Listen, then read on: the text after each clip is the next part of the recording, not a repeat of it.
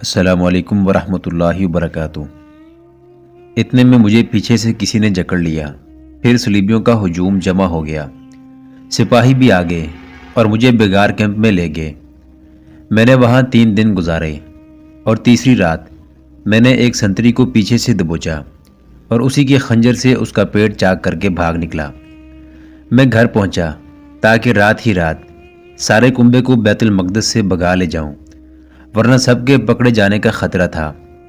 مگر میرا گھر کھنڈر بن چکا تھا۔ اندر گیا تو گھر جلا ہوا تھا۔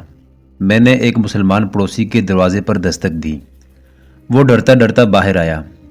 میں نے پوچھا کہ میرے گھر والے کہاں بھاگ گئے ہیں۔ اس نے یہ سنا کر میرے پاؤں تلے سے زمین نکال دی کہ گھر کے مردوں کو صلیبی پکڑ کر لے گئے ہیں اور میری دونوں کنواری بہنوں کو صلیبی فوجی لے گئے تھے۔ پھر انہوں نے گھر کو آگ لگا دی۔ میرے دل پر جو گزری اس کا تصور آپ کر سکتے ہیں۔ مجھے معلوم تھا کہ مجھے بہنیں واپس مل نہیں سکتی، اور یہاں رکا رہا تو پکڑا جاؤں گا اور صلیبی مجھے قتل کر دیں گے یا قید خانے میں بند کر کے ساری عمر اذیتیں دیتے رہیں گے۔ کسی مسلمان کے گھر چھپنے کی غلطی نہیں کر سکتا تھا، کیونکہ وہ پورا گھرانہ مارا جاتا۔ میں رات کو ہی بیت المقدس سے نکلا، خون کھول رہا تھا، مگر میں بے بس تھا۔ میں نے اس طرف کا رخ کر لیا۔ صبح طلوع ہوئی تو میں نے ایک صلیبی کو دیکھا۔ گھوڑے پر سوار میرے راستے پر سامنے سے آ رہا تھا۔ وہ سپاہی نہیں تھا۔ میں نے اسے روک لیا اور اسے باتوں میں الجھا کر گھوڑے سے اتار لیا۔ اس کا ایک پاؤں رکاب میں، دوسرا زمین پر تھا کہ میں نے پیچھے سے اس کی گردن اپنے بازو کے گھیرے میں لے لی۔ اس کے کمر بند کے ساتھ چھوٹی تلوار تھی، وہ کھینچ لی اور اسے قتل کر دیا۔ اس کے گھوڑے پر سوار ہو کر میں نے گھوڑے کو ایڑ لگا دی۔ یہ دوسرا صلیبی تھا جسے میں نے قتل کیا۔ اس سے پہلے میں ایک سنتری کو قتل کر آیا تھا، لیکن میرے دل کو اطمینان نہ ہوا۔ میں تمام صلیبیوں کو قتل کرنے کے لیے پاگل ہوا جا رہا تھا۔ مجھے یاد نہیں کہ میں نے کتنے دن اور کتنی راتیں سفر کیا اور کہاں کہاں مارا مارا پھرتا رہا۔ مجھے بھوک محسوس نہ ہوئی، پیاس کا احساس تک نہ رہا۔ بہنیں یاد آتی تھی اور میں گھوڑا روک کر صلیبی سے چھینی ہوئی تلوار ہاتھ میں لے کر بیت المقدس کی طرف دیکھنے لگتا تھا۔ میرا جسم کانپنے لگ جاتا تھا۔ میں نے کئی بار خدا کو پکارا اور خدا سے پوچھا کہ اس نے مجھے کون سے گناہ کی سزا دی ہے۔ اگر میں گناہ گار تھا تو سزا مجھے ملنی چاہیے تھی۔ میری کنواری بہنیں اور میرا کم سن چھوٹا بھائی بے گناہ تھے۔ مجھے خدا نے کوئی جواب نہ دیا۔ میں نے سجدے میں گر کر خدا کو پکارا اور مایوس ہوا۔ میں نے خدا سے یہ التجا بھی کی کہ مجھے سکون مل جائے یا میرے اندر انتقام کی آگ بجھ جائے، میرا احساس مردہ ہو جائے۔ میں موصل کے ایک گاؤں میں پہنچ گیا جہاں یہ خطرہ نہیں تھا کہ صلیبی مجھے پکڑ لیں گے، لیکن میرے دل کو بے رحم ہاتھوں نے ایسا جکڑ رکھا تھا کہ میں ہر لمحہ بے قرار اور بے چین رہتا تھا۔ میں مسجد میں چلا گیا۔ امام سے کہا مجھے دکھا دے کہ خدا کہاں ملے گا، میری روح کو سکون کہاں ملے گا۔ اس نے میری کوئی مدد نہ کی۔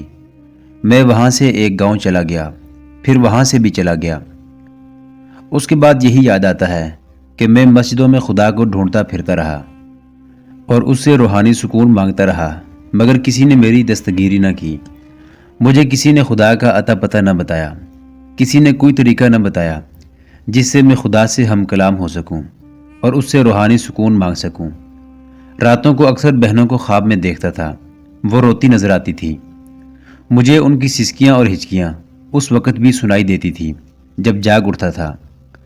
روز بروز میرے اندر یہ احساس پیدا ہوتا گیا کہ میری بہنیں مجھ پر لعنت بھیج رہی ہیں۔ کسی نے بتایا کہ صلیبیوں سے انتقام لینا ہے تو فوج میں بھرتی ہو جاؤ۔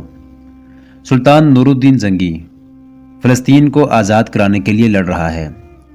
یہ تو مجھے معلوم تھا کہ مسلمانوں اور صلیبیوں کی لڑائیاں ہو رہی ہیں۔ ہمیں بیت المقدس میں معلوم ہو جاتا تھا کہ کون سی جنگ میں کسے شکست ہوئی ہے۔ بیت المقدس میں صلیبی جب وہاں کے مسلمان باشندوں پر ظلم و ستم اچانک زیادہ کر دیتے تھے تو ہم سمجھ جاتے تھے کہ کسی میدان میں انہیں شکست ہوئی ہے، جس کا انتقام وہ یہاں کے نہتے اور بے بس مسلمانوں سے لے رہے ہیں۔ پھر ہمیں وہاں صلاح الدین ایوبی کا نام سنائی دینے لگا۔ یہ نام اتنا مشہور ہوا کہ وہاں کے صلیبی باشندے اس نام سے ڈرتے تھے اور اس سے نفرت کرتے تھے۔ یہ بھی پتہ چلا کہ صلاح الدین ایوبی طوفان کی طرح آ رہا ہے، مگر وہ نہ آیا۔ اس کی بجائے میں یہاں سینے میں ایک گہرا زخم لے کر آ گیا۔ میں فوج میں بھرتی ہو گیا، لیکن محاذ پر بھیجنے کی بجائے مجھے اس قید خانے میں بھیج دیا گیا۔ یہاں مجھے ترقی بھی مل گئی۔ یہاں میں نے انسانوں پر ظلم ہوتے دیکھا، اس سے میں کانپ اٹھتا تھا۔ یہاں انسانوں کی ہڈیاں توڑی جاتی ہیں۔ بیت المقدس میں صلیبی مسلمانوں کا یہی حشر کرتے تھے۔ یہاں مسلمانوں کو مسلمانوں پر وہی ظلم کرتے دیکھا۔ مجھے بتایا گیا کہ یہاں بے گناہوں کو بھی لایا اور اذیت میں ڈالا جاتا ہے۔ ان کا گناہ وہی ہے جو آپ نے کیا ہے۔ میں سمجھ گیا ہوں کہ آپ کو یہاں لا کر کیوں بند کیا گیا ہے۔ یہ کام مجھے بھی کرنا پڑا۔ میں نے بھی انسانوں کو ایسی اذیتیں دی ہیں جو آپ کو سناؤں تو آپ بے ہوش ہو جائیں۔ میرے ساتھی پوری طرح وحشی درندے بن گئے ہیں۔ ان میں انسانیت صرف اتنی ہی رہ گئی ہے کہ وہ انسانوں کی طرح چلتے پھرتے اور باتیں کرتے ہیں۔ میں ان سے اس لحاظ سے مختلف ہوں کہ میں چوری چھپے قیدیوں کے ساتھ ہمدردی کی 2-4 باتیں کر لیتا ہوں۔ ان سے پوچھتا ہوں کہ ان کا جرم کیا ہے، مگر ہمدردی کے اس جذبے نے میری روح سے بوجھ اتارنے کی بجائے نہ جانے کیسا بوجھ ڈال دیا ہے۔ مجھے سکون نہیں ملتا، مجھے خدا نظر نہیں آتا، میری آنکھوں کے سامنے میری بہنیں ہٹتی نہیں۔ میں پھر یہی محسوس کرتا ہوں کہ جب تک صلیبیوں سے انتقام نہیں لوں گا میں اسی طرح بے چین رہوں گا۔ آج آپ کی آواز میں قرآن کے یہ الفاظ سنے، گناہگار اپنے چہروں ہی سے پہچان لیے جائیں گے، پھر وہ بالوں اور پاؤں سے پکڑ لیے جائیں گے۔ تم اپنے پروردگار کی کون کون سی نعمت کو جھٹلاؤ گے؟ یہی وہ جہنم ہے جسے گناہگار لوگ جھٹلاتے تھے۔ وہ دوزخ اور کھولتے ہوئے گرم پانی کے درمیان گھومتے پھریں گے۔ تو معلوم نہیں میرے دل میں کیا ہلچل بپا ہو گئی ہے۔ مجھے ایسے محسوس ہونے لگا ہے جیسے وہ راز انہی لفظوں میں ہے جو ڈھونڈتا پھر رہا ہوں۔ اس نے سلاخوں میں سے ہاتھ اندر کر کے خطیب ابن المخدوم کا چوغا پکڑ لیا اور بےتاب ہو کر بولا، مجھے بتاؤ یہ راز کیا ہے؟ کیا میرے دماغ پر خون سوار ہے؟ اگر ایسا ہے تو میں انتقام کس طرح لوں گا؟ میں پاگل تو نہیں ہو جاؤں گا؟ اگر خدا ہے تو اس سے پوچھ کر بتاؤ کہ میرے سوالوں کا جواب کیا ہے۔ تمہارے دماغ پر خون سوار ہے، خطیب نے کہا۔ تم نے خدا کی آواز سن لی ہے۔ میری آواز میں خدا بول رہا تھا، تم انتقام لینے کو بےتاب ہو، لیکن یہاں تم اسی طرح بے حال اور بے چین رہو گے۔ تم جس فوج کے ملازم ہو وہ کبھی بیت المقدس نہیں جائے گی۔ کیوں؟ کیونکہ یہ فوج پہلے سلطان ایوبی کو شکست دے گی، خطیب نے جواب دیا۔ پھر سلطان ایوبی کو قتل کیا جائے گا اور پھر صلیبیوں کے ساتھ دوستی کی جائے گی۔ عہدیدار کی آنکھیں کھلتی گئی۔ خطیب اسے بتا رہا تھا کہ مسلمان حکمران کیا کر رہے ہیں۔ عہدیدار نے کہا، میں کچھ عرصے سے اس قسم کی باتیں سن رہا تھا، لیکن یقین نہیں آتا تھا۔ میں تسلیم کرنے کو تیار نہیں تھا کہ ہمارے حکمران قوم کی ان بیٹیوں کو بھول جائیں گے جو صلیبیوں کی بربریت کا نشانہ بنی ہیں اور جنہیں انہوں نے اغوا کر کے نہ جانے کہاں سے کہاں پہنچا دیا ہے۔ وہ بھول چکے ہیں، خطیب نے کہا۔ وہ اس حد تک بھول چکے ہیں کہ اغوا کی ہوئی مسلمان لڑکیاں انہیں تحفوں کے طور پر پیش کی جاتی ہیں اور یہ انہیں اپنے حرموں کی زینت بناتے ہیں۔ اس لیے سلطان صلاح الدین ایوبی کے دشمن بن گئے ہیں، کیونکہ وہ قرآن کے احکام کا پابند ہے اور قوم کی عصمت کا انتقام لینا چاہتا ہے۔ اسے یہ بھی یاد نہیں رہا کہ اس کا کوئی گھر ہے یا نہیں۔ اس کی عمر صحراؤں اور پہاڑوں میں گزر رہی ہے۔ میرا بھی جرم یہی ہے کہ میں نے والی موصل کو قرآن کے احکام یاد دلا دیے تھے اور اسے کہا تھا کہ ایک مرد مجاہد کے خلاف لڑو گے تو شکست کھاؤ گے۔ قرآن کے جن مقدس الفاظ نے ابھی ابھی تم پر جادو کیا ہے، میں نے یہی الفاظ موصل کے بادشاہ سیف الدین کو یاد دلائے تھے۔ میں نے اسے کہا تھا کہ تم جیسے گناہگار چہروں سے پہچانے جائیں گے اور بالوں اور پاؤں سے پکڑ لیے جائیں گے۔ میں نے اسے قرآن کا یہ حکم بھی سنایا تھا کہ تم دماغ سے بادشاہی کا نشہ نہیں اتارو گے تو دوزخ اور کھولتے ہوئے گرم پانی میں گھومو پھرو گے۔ مگر اس نے خدا کا حکم ماننے سے انکار کر دیا اور اپنے نفس کا حکم مانا۔ اس نے مجھے قید خانے میں بند کرا دیا۔ آپ کو یہاں بہت تکلیف ہوگی، عہدیدار نے کہا۔ میں جو خدمت کر سکا کروں گا۔ یہ دنیاوی اور جسمانی اذیتیں مجھے کوئی تکلیف نہیں دے سکتی، خطیب نے کہا۔ تم نے میری آواز میں جو سوز اور تاثر محسوس کیا ہے وہ میری روح کی آواز تھی۔ دنیا کے اس جہنم میں مطمئن ہوں، میری آواز اللہ کی آواز ہے۔ مجھے کوئی تکلیف نہیں، ہاں ایک غم ہے جو مجھے پریشان کرتا ہے۔ میری جوان بیٹی ہے اور یہ میری واحد اولاد ہے۔ میری بیوی مدت ہوئی مر گئی تھی، میں نے اس بچی کی خاطر دوسری شادی نہیں کی۔ ہم ایک دوسرے کی خاطر زندہ ہیں، وہ گھر میں اکیلی ہے۔ میں اس کی حفاظت کروں گا، عہدیدار نے کہا۔ سب کی حفاظت کرنے والا خدا ہے، خطیب نے کہا۔ میں تمہیں اپنے گھر کا پتہ بتا دیتا ہوں۔ میری بیٹی سائقہ سے کہہ دینا کہ ثابت قدم رہے اور میرے متعلق کوئی فکر نہ کرے۔ اگر یہاں قرآن پڑھنے کی اجازت ہو تو میری بیٹی سے میرا قرآن لے آنا۔ عہدیدار علی صبح خطیب کے گھر چلا گیا اور اس کی بیٹی کو تسلی دی کہ اپنے باپ کے متعلق وہ پریشان نہ ہو۔ اس نے سائقہ کو بتایا کہ وہ اس کے باپ سے بہت متاثر ہوا ہے، اس کی جو مدد وہ کر سکتا ہے کرے گا، لیکن اوپر کے حکم کے خلاف کوئی کارروائی نہیں کر سکتا کیونکہ وہ قید خانے کا ادنیٰ ملازم ہے۔ اس نے لڑکی سے کہا کہ محترم خطیب کا قرآن دے دے۔ لڑکی نے قرآن دینے سے پہلے عہدیدار کے ساتھ بہت باتیں کر کے یقین کر لیا کہ وہ تہہ دل سے اور جذبے کے تحت اس کے باپ کی مدد کرنا چاہتا ہے۔ وہ جذباتی لگتا تھا۔ اس نے جب یہ کہا کہ وہ اس کی خاطر اور اس کے باپ کی خاطر جان پر بھی کھیل جائے گا تو سائقہ نے اسے کہا، آپ کو یہ تو معلوم ہو گیا ہے کہ میرے والد کو کس جرم میں قید کیا گیا ہے۔ مجھے ڈر ہے کہ سیف الدین انہیں اذیت خانے میں ڈال دے گا تاکہ ان کے دل سے صلاح الدین ایوبی کی حمایت نکل جائے۔ کیا ممکن نہیں ہو سکتا کہ آپ انہیں قید خانے سے فرار ہونے میں مدد دیں؟ ہم دونوں موصل سے غائب ہو جائیں گے۔ عہدیدار مسکرایا اور بولا، جو اللہ کو منظور ہوگا۔ میں نے تمہارے والد کی آواز میں اللہ کی آواز سنی ہے اور ان کی آنکھوں میں ایمان کا نور دیکھا ہے۔ اللہ کی آواز اور ایمان کے نور کو کوئی انسان قید خانے میں محسوس نہیں کر سکتا۔ ہو سکتا ہے کہ اس آواز اور اس نور کو آزاد کرانے کا نیک کام خدا نے میری قسمت میں لکھ دیا ہو اور اس کے عوض میرے سینے کی آگ سرد ہو جائے۔ میں تمہیں بتا نہیں سکتا کہ میں کیا کروں گا کیونکہ تم عورت ذات ہو اور نوجوان ہو، شاید راز کو راز نہ رکھ سکو۔ میں والد محترم کے لیے قرآن لے آتی ہوں۔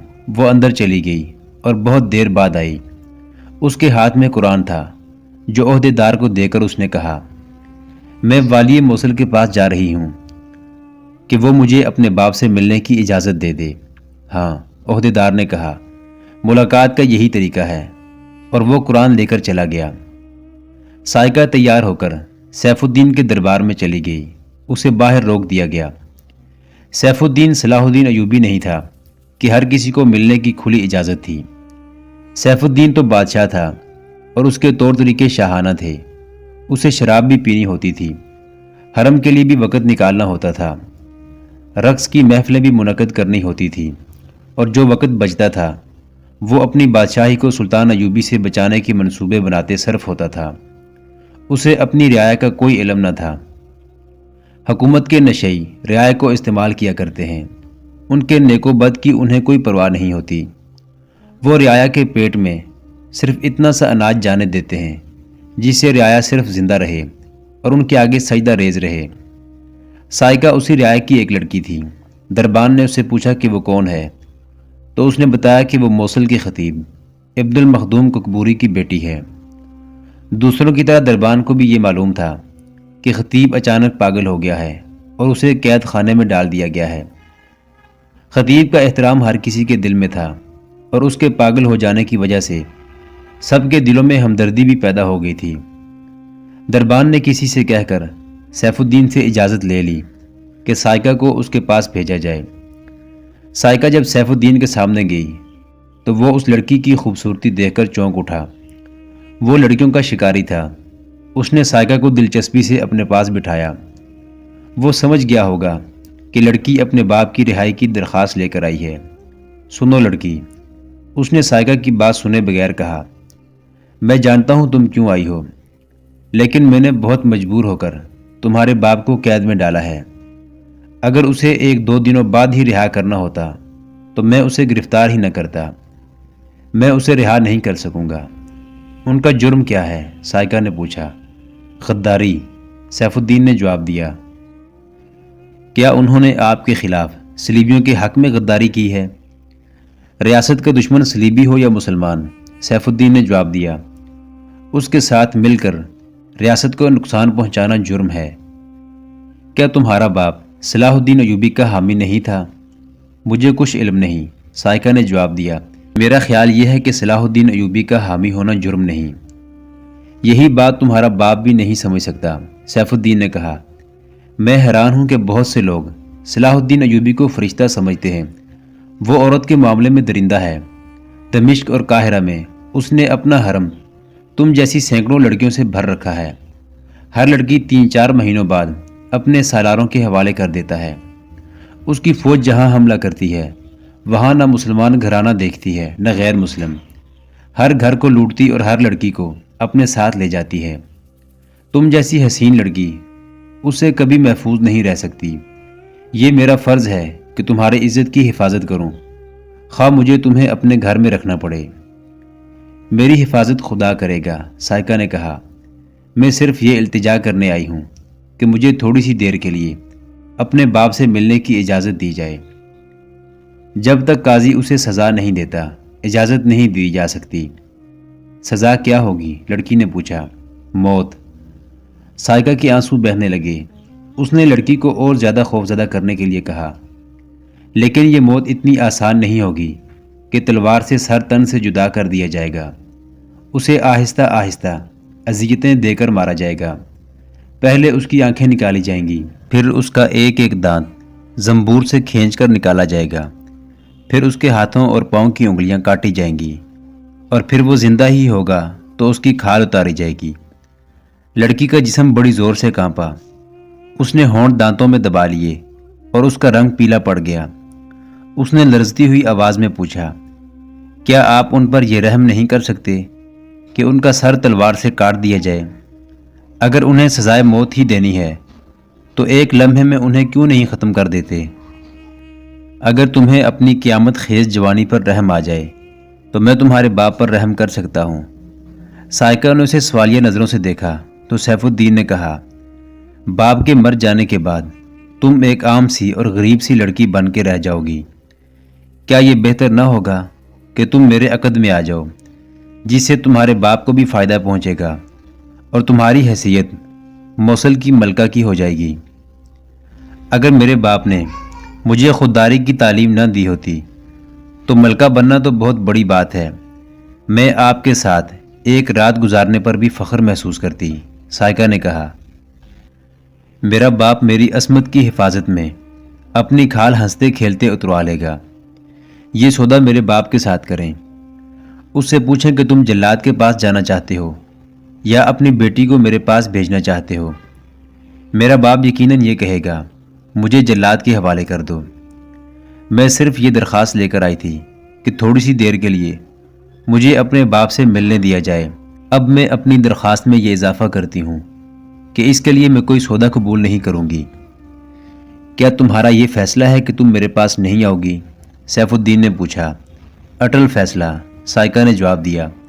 آپ موصل کے مالک ہیں، مجھے زبردستی اپنے حرم میں داخل کر لیں۔